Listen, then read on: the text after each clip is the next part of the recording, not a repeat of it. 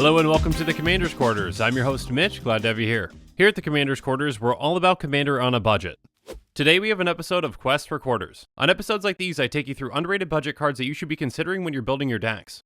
For these episodes, not only does every card have to be under $1, but they also need to be used in less than 4% of eligible decks on EDH Rec.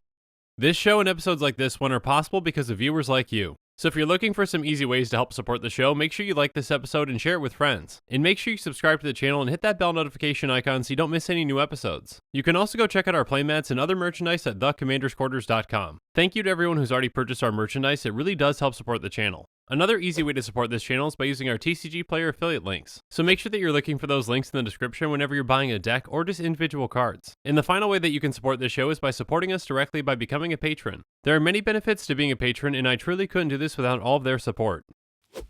Today's first underrated Quest for Quarters card is Flurry of Wings. Currently it's only 22 cents and is seeing play in just 262 decks. It's an instant that costs green, white, blue, and it says create X/1/1 white bird soldier creature tokens with flying, where X is the number of attacking creatures. This is a very versatile card that can come in handy in a lot of situations. It can be everything from a fog to a finisher. At the very least, you can use this to protect yourself. If one of your opponents is swinging at you with a ton of creatures, you can create just as many creatures and block with them. And if they're choosing to swing a couple creatures at someone else, you get some extra tokens. The best part about this card is it doesn't care about who the creatures are attacking. So if that very same opponent is swinging their entire army at someone else, you can still create all those birds. This even can essentially double up your own army if you're attacking out too. Again, this doesn't care about who's attacking, it just cares about the number of creatures that are attacking. And being able to create a lot of flying tokens for only 3 mana is extremely efficient. This card can fit in a lot of builds and can be especially effective in token decks. You can double up your army with some flying tokens and then pump them with all of your Anthem effects. This even can be a win condition in a deck like Feldergriff. This card is extremely versatile but also extremely unique. The closest card to Flurry of Wings is probably Arachnogenesis. Currently it's over $11 and seeing play in a lot more decks than Flurry of Wings. Arachnogenesis is a great fog-like effect with upside. It's going to create X/1/2 green spider creature tokens with reach, where X is the number of creatures attacking you. And it even prevents all combat damage that would be dealt this turn by non-spider creatures. So essentially this is a one-sided fog effect that can create a ton of creatures for you. While this is better than Flurry of Wings in a defensive situation, it's much worse in others. Arachnogenesis only counts the number of creatures attacking you, so you don't get any benefits off of other people being attacked. On top of that, while these spiders do have reach, they don't have any kind of evasion on their own. So in my opinion, the tokens that Flurry of Wings creates are more valuable.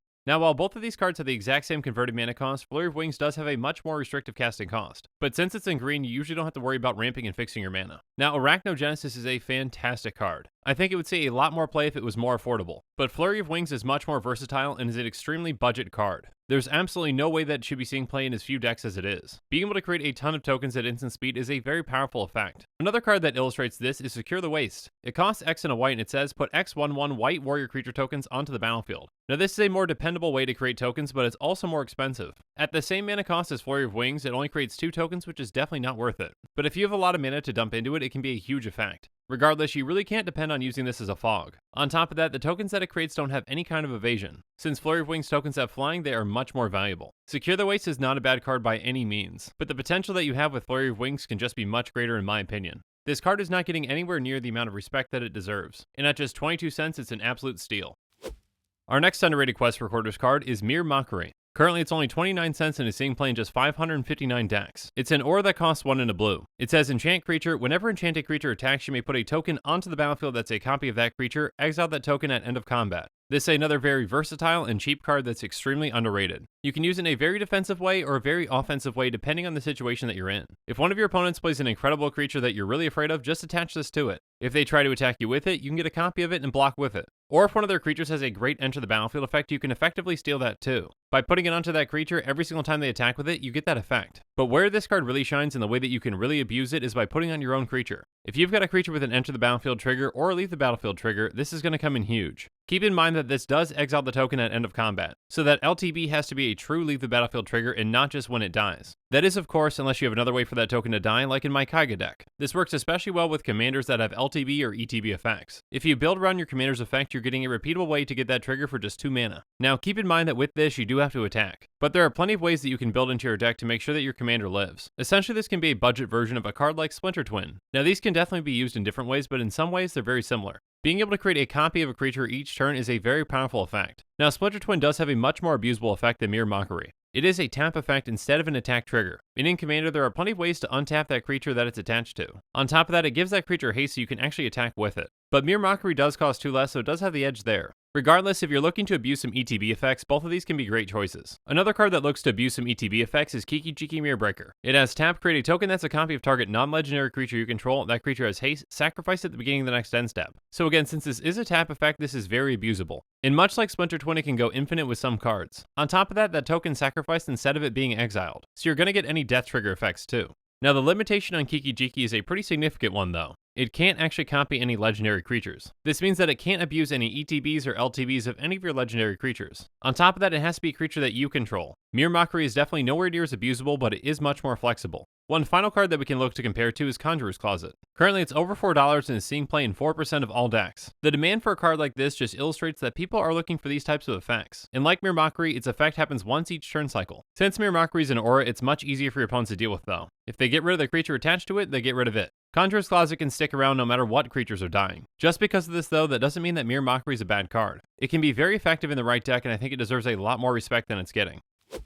And now we move on to another underrated Quest for Quarters card with Arkbond. Currently it's only 22 cents and sees play in just 1,000 decks. It's an instant for 2 and a red that says choose target creature. Whenever that creature is dealt damage this turn, it deals that much damage to each other creature and each player. So at instant speed and for just 3 mana, this can wipe the board and deal a ton of damage to everyone. Now this card can be situational, but those situations happen all the time in Commander. If the biggest creature on the board attacks and you block it, it's going to deal a ton of damage to your creature as long as that creature doesn't have trample. You can use that damage against each and every single one of your opponents and their creatures. And the best part about this card is that that creature that you choose doesn't even have to be your creature. So if one of your opponent's creatures is going to take a ton of damage, you can just choose that creature and use that damage. This can be especially effective with decks that build around this type of damage effect. There are indestructible creatures out there as well as creatures that actually want to take damage. So instead of this being an even board wipe, you can come out on top. A somewhat comparable card to this is Anger of the Gods. It also has a converted mana cost of 3, but it's only a sorcery and it only deals 3 damage to each creature. While that damage is guaranteed, Arkbond has a lot more upside and it's at instant speed. In Commander, there aren't a lot of people playing cards like Anger of the Gods. For the most part, creatures are just too big for it to do anything to them. But Arkbond's a very flexible card that can adjust with the power level of creatures. In some ways, it's more like a Blasphemous Act. I'm definitely not saying that Arkbond is anywhere near as powerful as Blasphemous Act. There's definitely a reason that Blasphemous Act is seeing play in 24% of eligible decks. In Commander, it's essentially a 1-mana board wipe. It may be at sorcery speed, but that effect is incredibly powerful regardless. While Arkbond isn't guaranteed like Blasphemous Act, it does have the potential to deal just as much damage, if not more. And on top of that, it can hit players too, so this can even be a way to finish people off.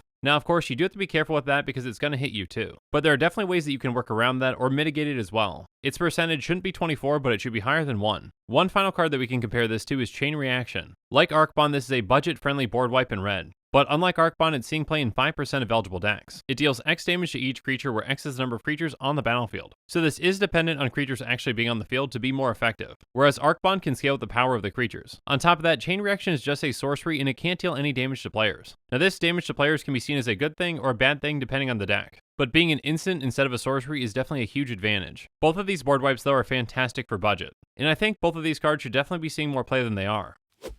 My final Quest for Quarters card today is All Sun's Dawn. Currently it's only 37 cents and sees play in 852 decks. It's a sorcery for 4 and a green, and it says, for each color, return up to 1 target card of that color from your graveyard to your hand, exile All Sun's Dawn. So this card can get you back 1 card, or can get you back 5 depending on the deck that you're playing it in. The more colors that you have in your deck, the more effective that this becomes. Being able to recur a card from your graveyard is extremely valuable in Magic. To get an idea for an efficient cost of recursion, let's take a look at Regrowth. For 2 mana, you're going to get 1 card back. At 7%, this card is played in a good amount of decks, and with its recent reprint, that amount's just going to keep rising. This card definitely illustrates that a lot of decks are looking for recursion. It also illustrates that 2 mana for 1 card back is a good rate. But let's take a look at a card like Restock, which is a standard card that gets 2 cards back. This card isn't nearly as efficient getting you 2 cards for 5 mana, and because of that, it's not seeing anywhere near as much play. So to get a good amount of value out of All Sun's Dawn, we need to get at least 3 cards back. And at 3 cards for 5 mana, we're pretty much ahead of expected value. All Sun's Dawn should be seeing a lot more play, but in decks that have 3 or more colors. In a 5-color deck like my Joda deck, this card comes in huge. Getting 5 cards back for just 5 mana is extremely efficient and pretty much unheard of. To get that kind of value though, you do need 1 card for each color. But multicolored cards definitely come in handy and help you pick and choose. A somewhat similar card but in a different way is Seasons Past. It has a converted mana cost of 6 and it says return any number of cards with different converted mana costs from your graveyard to your hand. Put Seasons Past on the bottom of its owner's library. So in most decks, Seasons Past has the potential to get you more. But it also has the potential to get you less, especially in a deck like Joda.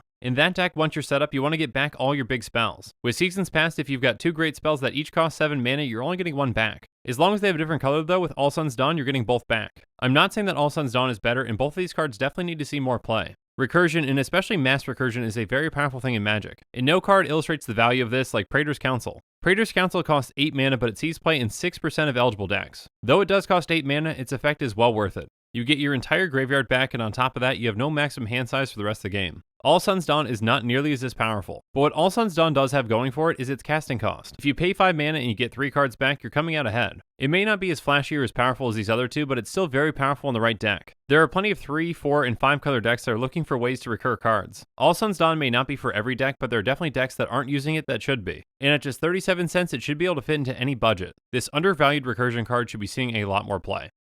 And with that, our show is coming to a close, but I really want to hear about your thoughts on these picks, so why don't you let me know in the comments below. And make sure that you're following us on social media for more updates and sneak peeks on future episodes. Links to our social media accounts can be found in the description. Also in the description below is a link to the Commander's Quarters Patreon page, and I just want to say a quick thank you to the patrons who have subscribed so far. There are many benefits to being a patron for the Commander's Quarters, including being able to vote on future Commanders for deck techs. There's even a general level tier where you get your own personalized deck tech dedicated to you. I truly couldn't do this without all of your support, so from the bottom of my heart, thank you. If you haven't already, make sure that you like and subscribe to the channel. And while you're at it, check out some of our other episodes on budget deck techs, Quest for Quarters episodes, Commander topics, and Creators Quarters. And with that, I'm out of here. Thanks again, and have a good one.